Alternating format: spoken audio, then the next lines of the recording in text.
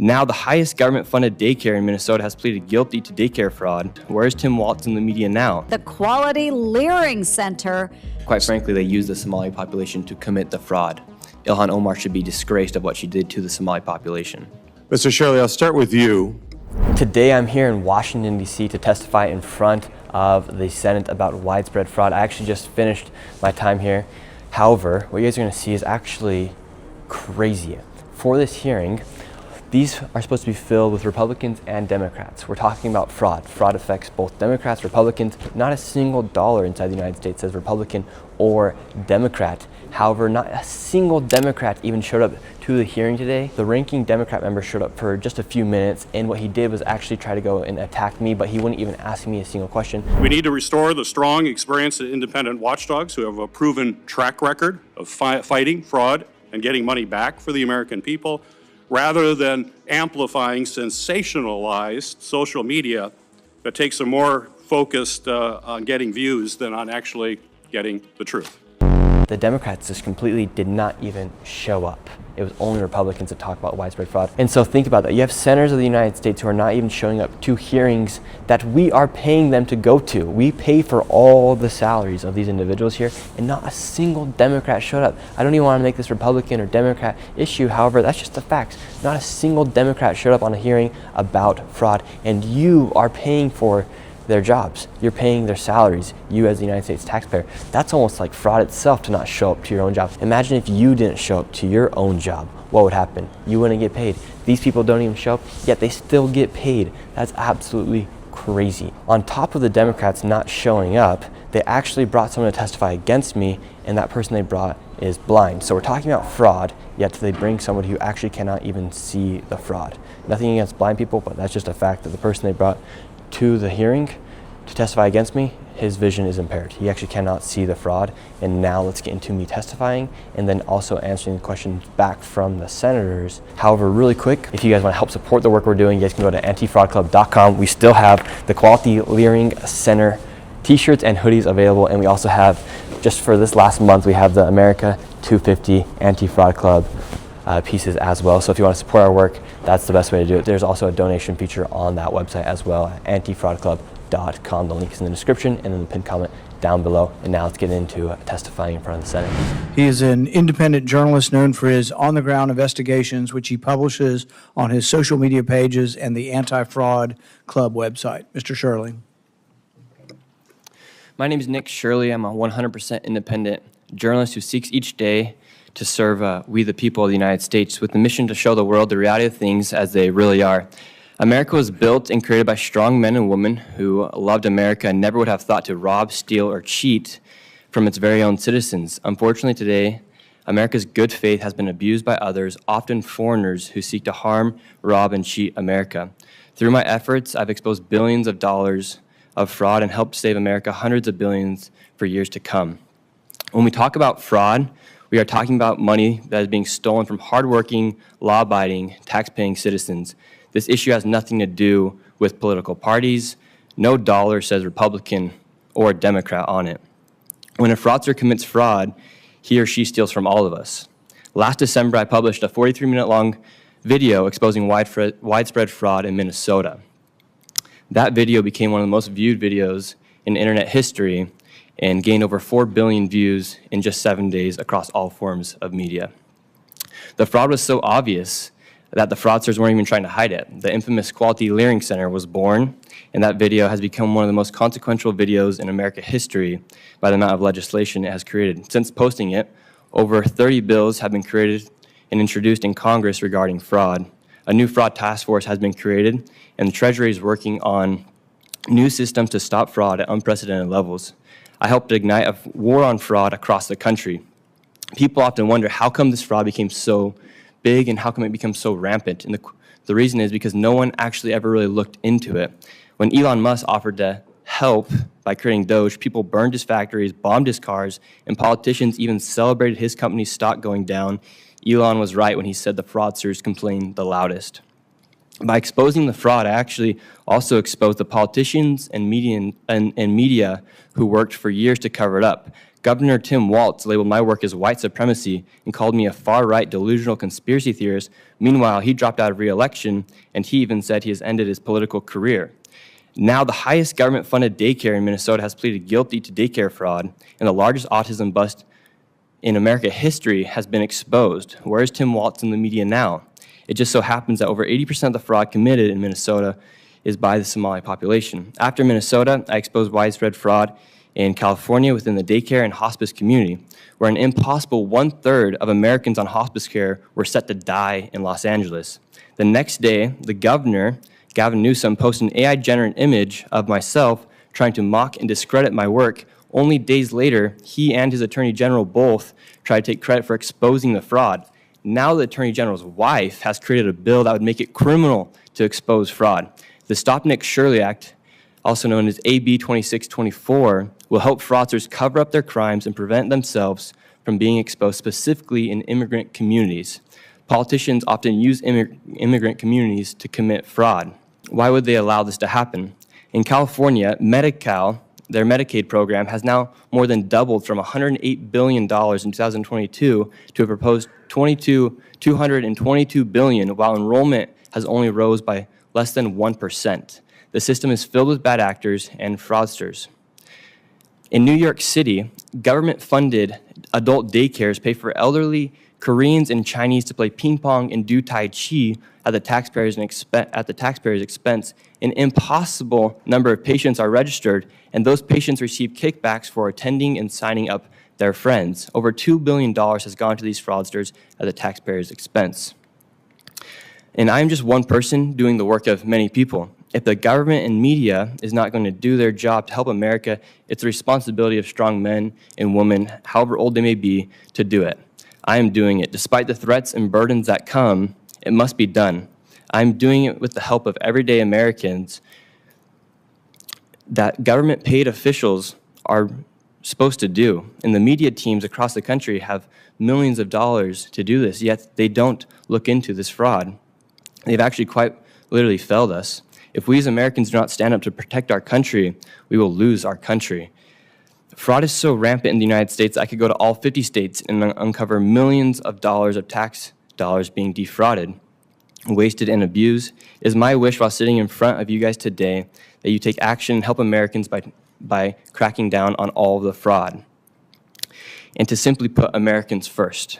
Thank you. Mr. Shirley, again, I commend you on your phenomenal journalism. Quite honestly, when I saw that happening, I go, why didn't I think of that? Why didn't my staff do those videos? Journalism is crucial to this. You're a partner in what we need to do. And it's only because of those videos that expose that we have any chance of trying to rein in this beast. But you mentioned the Stop Shirley Act. What is that? I mean, can you describe that in greater detail? Yeah, so that's a bill that's been created by Mia Bonta, the wife of the Attorney General of California. And the official title is AB 2624, and it's to make it essentially illegal to expose and to film outside of immigration support service providers. That means any entity that provides services to illegal migrants, whether that be healthcare or legal fees. If I were to go out and film a video in front of one of these locations, perhaps an NGO like Shirley that's received over $80 million from the government, and they give me a piece of paper and they say, hey, you cannot publish that video.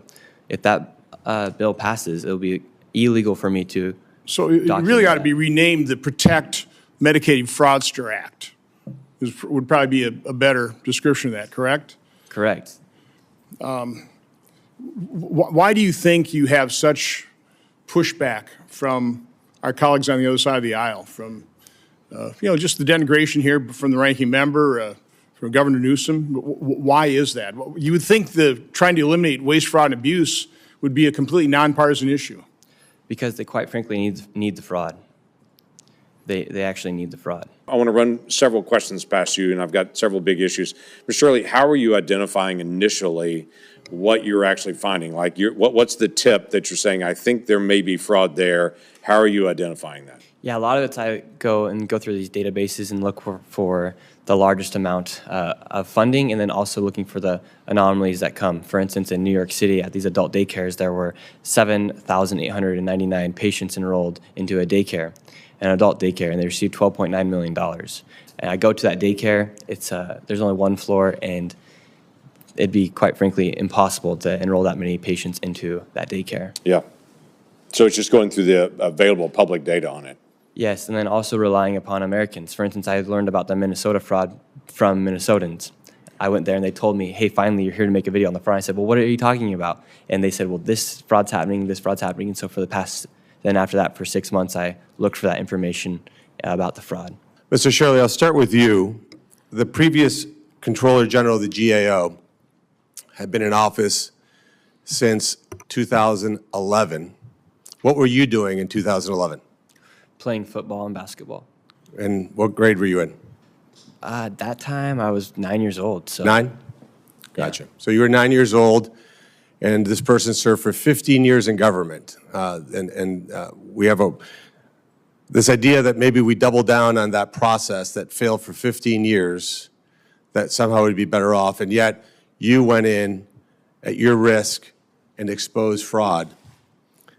I'm going to take a different angle. How does it make you feel as somebody who's 25 years old to know that your generation is going to pay the bill for everything that's happened right now? We have $40 trillion in debt. Yeah. And yet your generation is going to pay the price. Yeah, I think that's the sad thing is my generation's the one who's affected the most from this fraud and from the national debt. It's extremely hard for anyone my age to buy a home, even just to be able to accumulate the money to have a down payment inside your bank account. It's very, very hard. And so when you see a fraudster who literally opens up a Learing center and they receive $1.9 million, and that was going on for years, and no one ever did anything. We had all this oversight. We had everyone knew about the fraud, but everyone was too afraid to talk about the fraud because of what would happen to them. And what do you mean what would happen to them? Is it impolite to say that somebody's defrauding the government because there's of some certain race or gender or national origin? Is that somehow racist to say you should not steal money from the federal government? It's not racist, but politically it can be seen as racist. They may label you as Islamophobic or a racist, quite frankly. Well, I think profiles encouraged wouldn't be something that would be written about the current members of the Democrat Party for sure. And because, again, you think you would agree that they're just afraid of being labeled that way and that fear drives them away from even attending a hearing like today? Yeah, definitely. And it's very sad to see that they put that's their priorities, is to make sure that they're not labeled as a racist or Islamophobic for exposing fraud or for exposing what's happening inside a community. Quite frankly, they use the Somali population to commit the fraud. Ilhan Omar should be disgraced of what she did to the Somali population. And when you look at people in your generation can't afford a car, can't afford a house, don't see how in the future you'd be able to retire with any kind of dignity, and yet somebody can break into our country illegally, be provided a luxury hotel room in New York, 3 meals a day, maid service once a week, free education, free health care. What goes through your head when you think about that? Like, how does this happen? We're putting foreigners oftentimes above American citizens, and it's very, very sad to see. YouTube journalist Nick Shirley's visit to the Quality Learing Center helped all of us lear how easy it is to get away with fraud in Minnesota. The Learing Center was given $10 million of taxpayer money to provide child care, yet Mr. Shirley's footage showed that there were not even any children present. Despite what we were able to see with our own eyes, Minnesota officials insisted that the Learing Center and other questionable child care centers exposed by Nick Shirley were, quote, operating as expected. And folks, that is exactly the problem. It's the grift that keeps on giving. You are called a, quote, delusional conspiracy theorist, end quote, by Minnesota Governor Walz and accused of, quote, grandstanding by the state's attorney general. And similarly, when you expose Medicare hospice fraud in California, Governor Newsom's office responded by tweeting, quote, Shirley is the fraud. So, Mr. Shirley, why do you think politicians are trying to stop people like you who are exposing corruption rather than those who are actually committing the fraud? Well, first off, it's very sad that 2 governors of the United States would even post that about somebody who's exposing fraud. Mm-hmm. All I've done is try to help America, and I've done it. They quite frankly aren't. That's why they're so angry about it, because they actually rely upon the fraud in order to continue to push their agendas inside their states. Right. That's why they get so mad when the fraud gets exposed, because that money oftentimes goes back into the hands of not necessarily the politicians, but what fuels those politicians to be able to do what they want to do inside their state. Right, and it's a sad state of affairs. But what we see every day, Washington is losing up to $521 billion to fraud every year. The offices of Inspector General have a combined yearly budget of nearly $4 billion.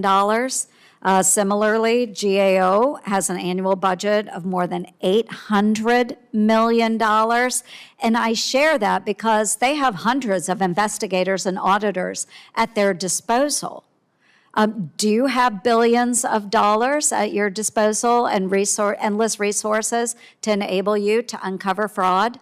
No, not at all. In fact, I have to spend tens of thousands of dollars just to stay safe now because of posts just like that from governors of the United States of America. Exactly. And so with very little resources, you have been able to uncover fraud. And yet our federal government doesn't seem to be able to track it down. I wanted this to be on the record. Never once has a Democrat politician ever congratulated me or said, thank you for exposing this, or even reached out to say, hey, maybe come check out what's happening inside of our state. They are quite frankly complicit in the fraud. And that's why none of them are here today. Like, maybe what is this? Complicit, trying to cover up something, aiding and abetting. 100%. Promoting their own political careers over tax-paying, hardworking Americans. Mr. Shirley, I just want to start with you. I, for my part, want to say thank you for the terrific work you've done on exposing fraud all across the country, nowhere more so than in the state of Minnesota. You know, it's a funny thing. Not long ago, the Attorney General of the state of Minnesota was sitting right where you're sitting, Keith Ellison. And I had a question or two for him about the fraud in that state. And he said to me that, I mean, nobody could have found it. I mean, he didn't know anything about it. You know, he was completely in the dark until it was all blown open, and there's just nothing that would have tipped him off. I find that interesting because, near as I can tell, I mean, you were a 24-year-old independent journalist. You had a camera and a list of public spending records, right? Correct. So if this fraud was so hard to find, how did you manage to find it when none of the public officials in Minnesota could find it? I simply went to the locations of the Learing centers and the daycares and asked to enroll a child, and there was no way to enroll a child into any of these daycares. In fact, there were no children to be seen anywhere. So in other words, you asked a few questions and you looked. You actually looked to see if there was fraud. Yes. And you found it wide open everywhere, rampant. Everywhere. Everywhere. And a lot of the Medicaid programs inside of Minnesota, from the non-emergency vehicles to transportation companies. You know, I find it so interesting because Keith Ellison, when he was Attorney General way back in 2018, 2019, I think we've got a poster to this effect, was actually told and had multiple referrals made to his office about fraud in some of the very programs that you looked at. I mean, this is years ago now. He had official referrals made to him. He said, I just couldn't find any evidence of the fraud. Do you think maybe there's a little bit of corruption at the governmental level in the state of Minnesota? I mean, is that just maybe a possibility? Maybe some of these guys are maybe on the take, you think? I mean, possible? Yeah, it's not even maybe or possibly, it's a certainty. Yeah, I would say so too, and I can prove it to you. Keith Ellison, that guy, after overlooking $250 million in fraud, he took $10,000 in campaign contributions from the very people who were committing the fraud, who came to see him in his office, asked him to please get state investigators off of their backs, which he did, asked him to shut down the investigations, which he helped with, offered to give him money, which he accepted. I mean, I think that's the answer as to why can't any of these people find the fraud? Because they're getting paid by the fraudsters. And here you are, 24 years old, got a camera, got the public records, ask a few questions, and it's everywhere to be seen. I mean, this kind of corruption, and it's what, sadly, the Democrat Party wants to bring to this country all across America. I don't know why guys like Ellison are not being prosecuted, I have to tell you. And he sat there and lied under oath right where you're sitting now. I asked him why he took this money. He said, oh, I didn't take a dime. He took $10,000. It's on the record.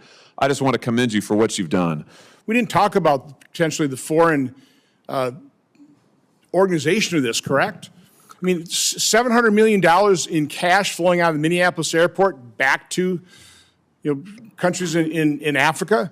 Have either of you gentlemen kind of investigated the foreign sourcing or an organization of a lot of this fraud? I mean, we're opening it up to foreign governments to fund their own operations. Well, yeah, it's been proven that a lot of the money in suitcases that left Minnesota went back into the hands of people inside Somalia. And for instance, in New York City, where I just did an expose exposing this adult daycare fraud, nobody at these daycares actually knows who the owner is. A lot of them had just been hired within the past month. In Miami, you have the Cuban government running these DME companies that are fleecing and quite literally looting from Medicaid. A lot of foreign governments have infiltrated our Medicaid because it's so simple and so easy to defraud. By the way, we know it's $700 million because government watched it go out. They let it go. They didn't even put the IRS on the case. It's truly remarkable what we're allowing to happen here. So again, Mr. Chairman, I commend you, like Senator Ernst did, for holding this hearing, and Ashley Moody.